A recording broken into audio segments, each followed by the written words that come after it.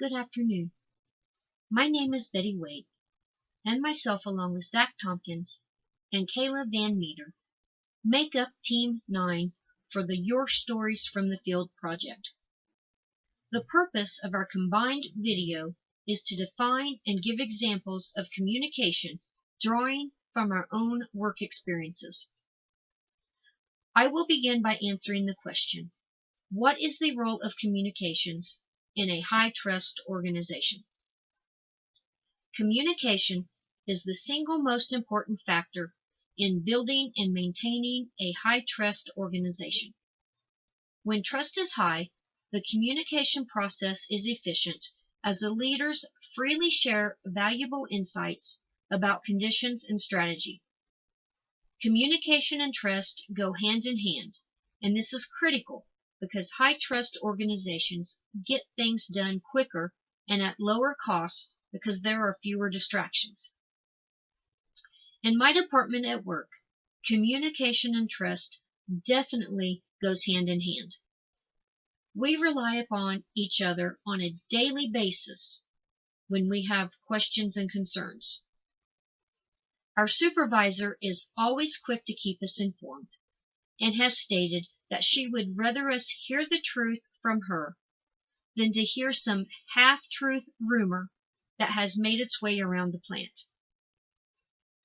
She is also always open to hear suggestions from us when we have ideas regarding our work process. She encourages us to continue to think outside the box so we can continue sharpening our skills and to streamline our work processes. Now I would like to introduce you to my next team member, Kayla Van Meter.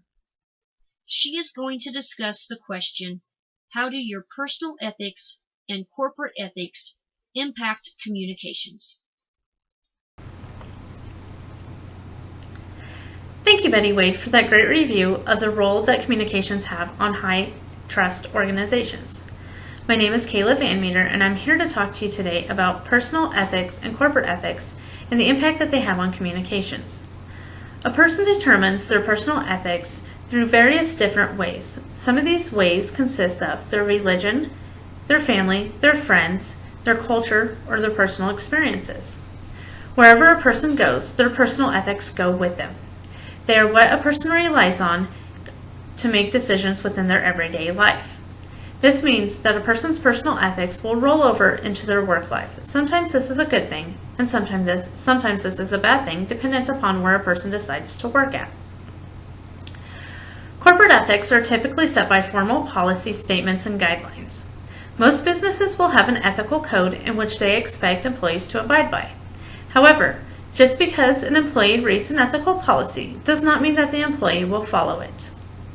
What really influences corporate ethics are the expectations of the group, the group's norms, the actions of the supervisor, and also the rewards and punishment system within the corporation.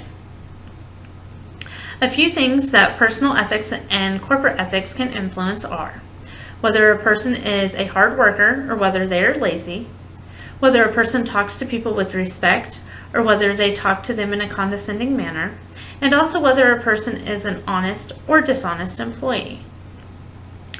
I have worked for managers before who are hardworking, respectful, and honest, and this type of behavior trickles down to other employees. I have also worked for managers who are lazy, disrespectful, and dishonest. This type of behavior also trickles down to the other employees. Through working on both ends of the spectrum, I have come to see how personal ethics can differentiate the communication level within the corporations.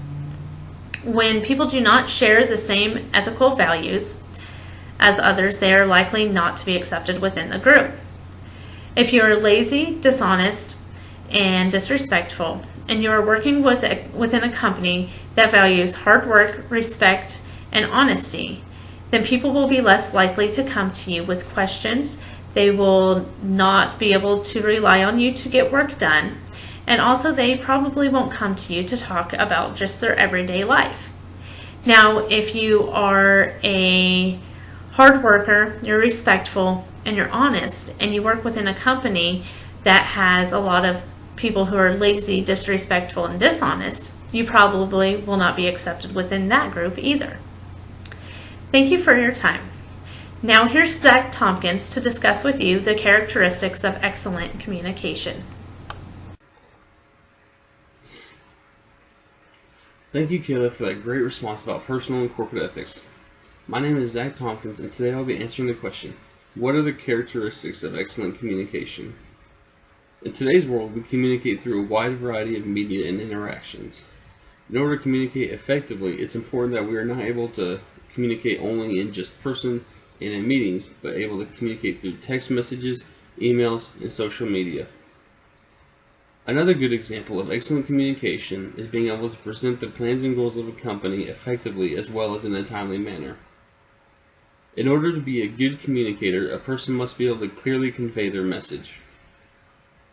At my job, working in retail, it's very important to be able to have a strong line of communication through every level of management. We are always having some new policies or changes being made by management at the district and regional managers that our general manager must effectively and timely communicate those to us.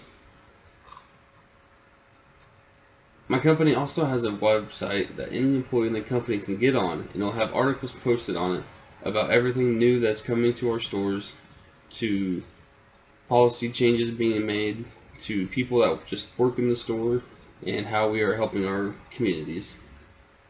I think that this is a great tool that our company uses excellently to help communicate to every employee.